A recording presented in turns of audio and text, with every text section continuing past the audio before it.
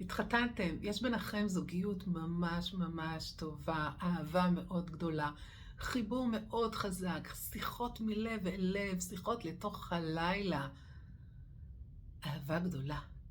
רק מה, יש משהו אחד שבכל פעם שאת חושבת עליו, הוא ממש גורם לך לקיבוץ וחוסר נוחות מאוד גדולה.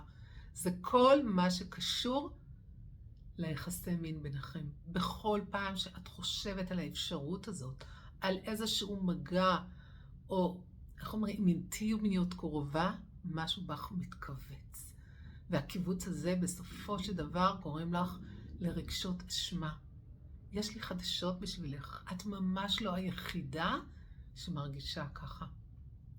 אני ורדה פורט, יועצת זוגית ומינית, מטפלת רגשית מעל 24 שנה, מנחת קבוצות, הוצאתי ערכת קלפים שנקראת שאלת השאלות לתקשורת מקרבת, שמה שמיוחד בהם, שהילדים שלי ציירו את הציורים.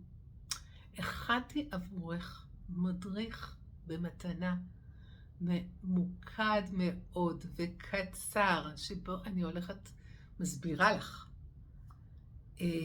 מאיפה תחושות הקיבוץ, מאיפה נובעות תחושות הקיבוץ, ומה את יכולה לעשות כדי להרגיש עם עצמך הרבה יותר טוב. אז מה שאת צריכה לעשות זה ללחוץ פה למטה על הלינק, ואת תקבלי את המתנה הזאת.